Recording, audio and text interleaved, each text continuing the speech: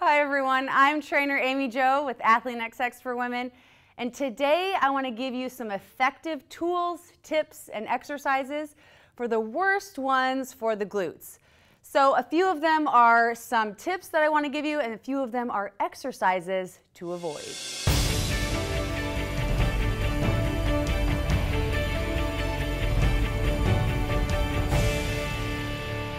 All right. So the very first one I want to talk about are step-ups. They are great for legs. They're great if you're doing them properly. So step-ups are an exercise that you're using a higher bench and your one foot is up and you're standing up, and everyone thinks they're a great glute exercise.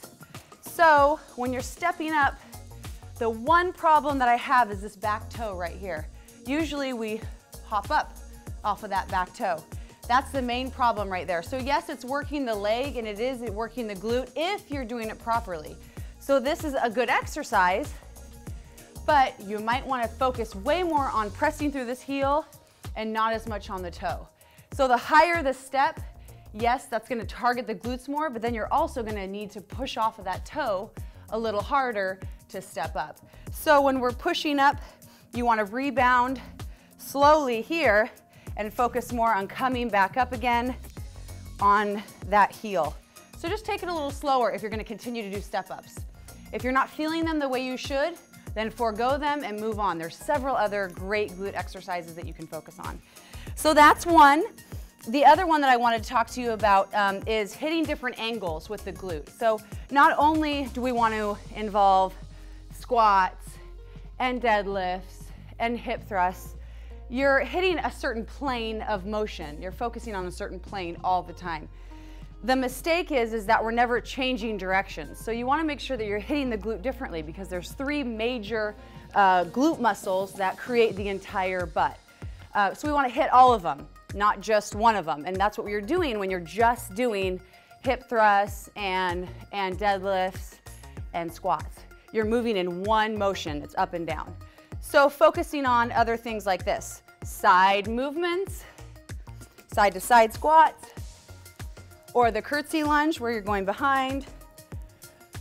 Changing different directions is really important. Or when you're seated and you're doing your outer glute machine exercise, the machines are a great one because it's hitting a different range of motion than you would with a squat or a lunge and so forth. All right, moving on to my other tip is when you're going too light. So the other tip, when you're doing glute exercises, if you're going too light, you're not going to build the glute muscle.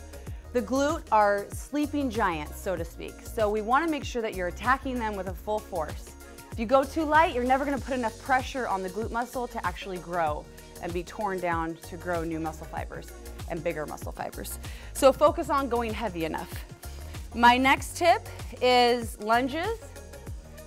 Walking lunges are one of those as well where your quads kick in. And I have more dominant quads as well, so I understand that I have to be very aware of having that mind-muscle connection for an exercise.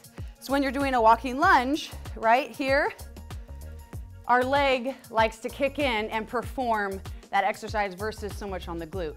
So a lot of individuals are just doing it not as proper as you should.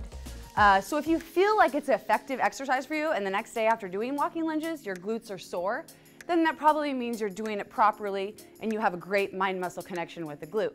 If not, avoid the exercise, forego it, and move on to other ones such as the hip thrust, deadlifts, single leg exercises, which are great, single leg squats, and so on. And my last tip is anything that hurts. If you're squatting and your knee is hurting, your hips are hurting, you're not going to build the glutes as effectively as you should.